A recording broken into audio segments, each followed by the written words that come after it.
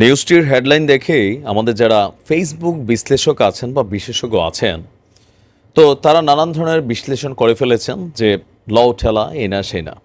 কিন্তু আসলে আপনি ভেতরের খবরটা জানেনই না, অথবা গণতান্ত্রিক ছাত্রশক্তি যেই সংগঠনটি বাংলাদেশ আওয়ামী লীগ সরকারকে পতনের পেছনে জাস্ট 10 মাসের মেয়াদকালে 16 বছর ধরে ক্ষমতায় থাকা আওয়ামী লীগকে পরিকল্পিতভাবে আবার তাদের পরিকল্পনায় সহায়ক শক্তি হিসেবে কাজ করেছে বিএনপি, জামায়াত ইসলাম বা অন্যান্য দলগুলো এবং সাধারণ ছাত্রছাত্রীরা।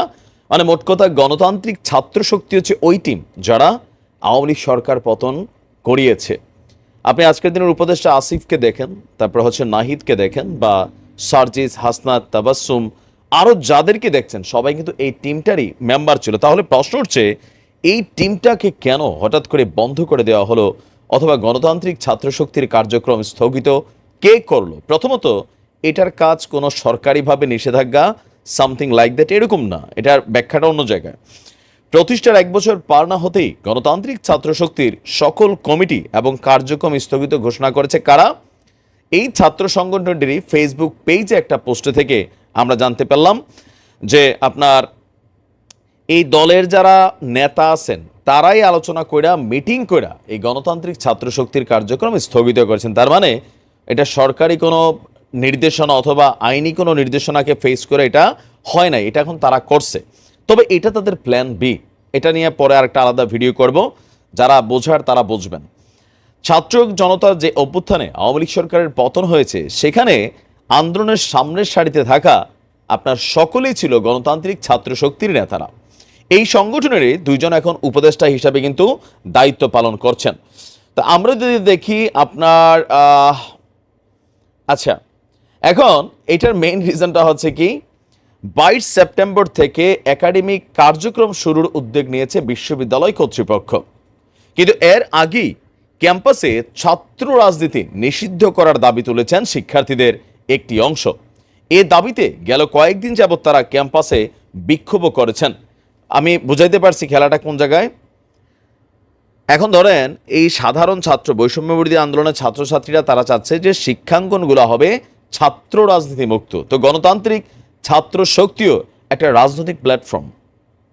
তো এখন তারা যদি মনে করে যে বিশ্ববিদ্যালয়ে ছাত্রলীগ রাজনীতি করতে পারবে না, ছাত্র দল করতে পারবে না, ছাত্র শিবির করতে পারবে না, তো তাদের গণতান্ত্রিক ছাত্র শক্তি কি করতে পারবে? নো। আগে তারা তাদের নিজেদের এই কমিটিটাকে বিলুপ্ত করেছে বা এটা সকল কার্যক্রম বন্ধ করেছে। কেন? বিএনপি এবং শিবিরকে ছাত্রলীগ তো এই মুহূর্তে ঢুকতেই পারবে না, আসবে না। বেসিক্যালি তাদের রাজনীতিটাকে বন্ধ করার জন্যই আগে নিজেদের রাজনৈতিক যে প্ল্যাটফর্মটা সেইটাকে বন্ধ করেছে। আপনার প্রথম দিকে বিষয়টি নিয়ে সামাজিক যোগাযোগ মাধ্যমে আপনার এটা নিয়ে বেশ সরব ছিল, কিন্তু পরবর্তী সময় যখন থেকে সরকারের অবস্থান তৈরি হয়ে গেছে বা অন্তর্বর্তীকালীন সরকার নিয়ে ব্যস্ত হয়ে গেছে, তখন আস্তে আস্তে বিষয়টা অনেকটা কি বলা হয় যে একটু পিছিয়ে যায়। তো এখন যখন আবারও আপনার কি বলা হয় যে ইউনিভার্সিটিগুলো খোলার সময় এসেছে, তো এই নিয়ে আপনার বৈষম্যবিরোধী ছাত্র আন্দোলনের অন্যতম সমন্বয়ক এবং এই গণতান্ত্রিক ছাত্র শক্তির ঢাকা বিশ্ববিদ্যালয় শাখার যে সদ্য কমিটি হয়েছিল সেটা স্থগিত হওয়া নিয়ে এই গণতান্ত্রিক ছাত্র শক্তি কমিটির যিনি সদস্য সচিব ছিলেন আবু বাকে মজুমদার, তিনি বলছেন, প্রথম আলোকে বলেছেন, গণতান্ত্রিক ছাত্র শক্তির লক্ষ্য আপনার হচ্ছে উদ্দেশ্য মোটামুটি বাস্তবায়িত হয়ে গেছে। আমরা বেশ কিছুদিন ধরেই ছাত্র শক্তির কমিটি এবং কার্যক্রম স্থগিত করার কথা ভাবছিলাম, আর 9 বা 10 আগস্ট আমরা এই বিষয়ে সিদ্ধান্ত নিয়েছিলাম। অবশেষে আজকে এই সিদ্ধান্তটি ফাইনাল হলো। এর পেছনে বিশেষ কোনো কারণ নেই। তো ছাত্র শক্তির রাজনৈতিক যাত্রা এখানে শেষ কিনা? তো তারা বলছেন বিষয়টি আলোচনার মধ্যে রয়েছে। আমরা ক্যাম্পাসে দলীয় লেজুর ভিত্তিক ছাত্র রাজনীতি চাই না, আমাদের চাওয়া ছাত্র সংসদ ভিত্তিক গঠনমূলক রাজনীতি।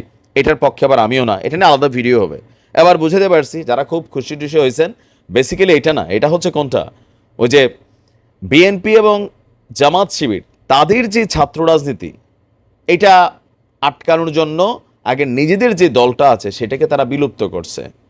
নিউজের হেডলাইন দেখে আগামাথা না বুঝে এক একজন এক একভাবে দিয়ে দিচ্ছেন। আওয়ামী লীগ এটা রিয়েকশন দিচ্ছে, বিএনপিও দিচ্ছে, মানে বিষয়টা বোঝেই নাই, জাস্ট হচ্ছে নিউজ হেডলাইনের মধ্যে আটকে গেছে। তাহলে বুঝতে পারছেন যারা তীর মারে কই আর আপনি দেখতেছেন কোথায়। এই পোলাপানের সাথে রাজনীতি করা আমাদের রাজনৈতিক দলগুলোর জন্য অনেক কঠিন হয়ে উঠবে। অনেকটা টেনশনই দিন কাটছে মারি ভারতের প্রধানমন্ত্রী নরেন্দ্র মোদীর। এবারে নির্বাচনে যে পরিমাণ সিট পাওয়ার কথা ছিল সেটা পায়নি।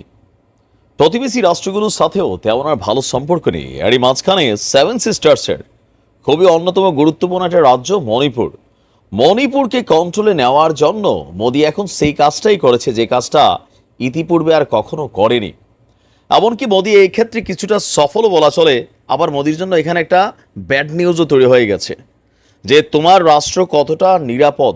ভারত রাষ্ট্র যদি আমরা ধরি, তোমার রাষ্ট্রের মাড়ি পুঁই বাঁধানোর জন্য জিনিসপত্র ঢুকছে, মেশিনারিজ ঢুকছে, তো কোন পথে ঢুকছে সেই পথটাই কিন্তু ভারত খুঁজে পাচ্ছে না।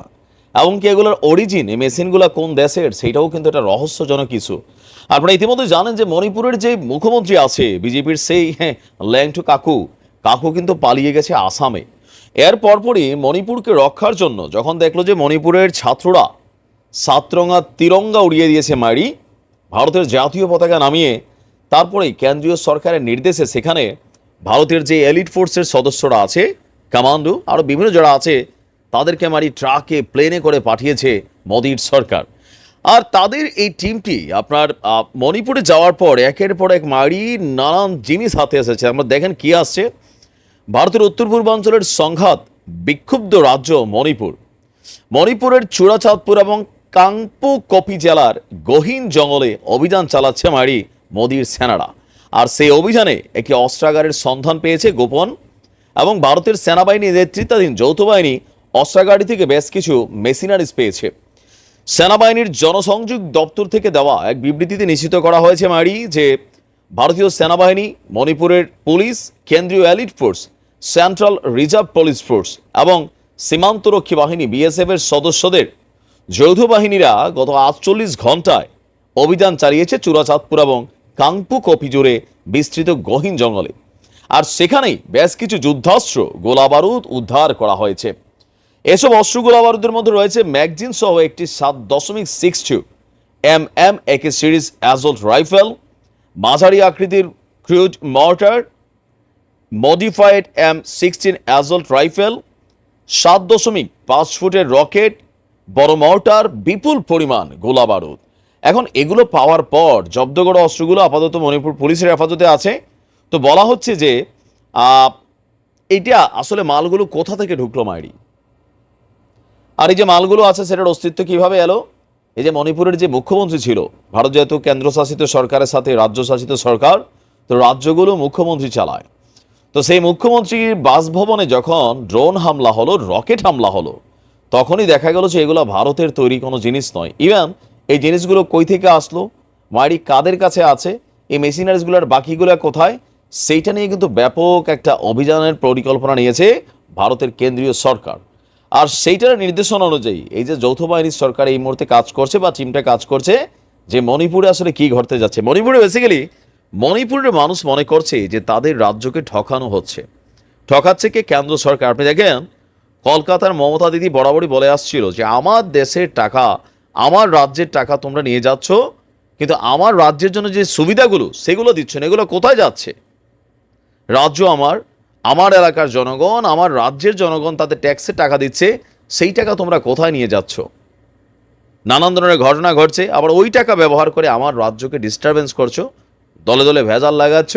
আর এগুলো লাগাতে লাগাতে মোদি কাকু আপনি দেখেন যে অনেকটা নেগেটিভ অবস্থানে আছে। পাশাপাশি প্রতিবেশী রাষ্ট্রগুলোর সাথে ভালো সম্পর্ক নেই। এর উপর বাংলাদেশে আওয়ামী লীগ সরকার পতনের পর কাকুর তো ঘুমই হারাম হয়ে গেছে মারি। মণিপুর যে অবস্থা শুরু হয়েছে, যদি এটা চলতে থাকে তাহলে কিন্তু যে কোনো সময় মণিপুর, তারা তো জাস্ট পতাকা উড়িয়েছে, এটা একটা প্রতীকী একটা প্রতিবাদ, বাট এটা অরিজিনালি হয়ে যেতেও পারে। তবে এটা আবার এত সোজাও না, প্রয়োজনে পুরো মণিপুরে রক্তের গঙ্গা বইয়ে দেবে কাকু। তারপরেও একটা রাজ্যকে ছেড়ে দিলে বাকিরা কিন্তু সেম আলোচনা করবে। মণিপুরবাসীকে আল্লাহ হেফাজত।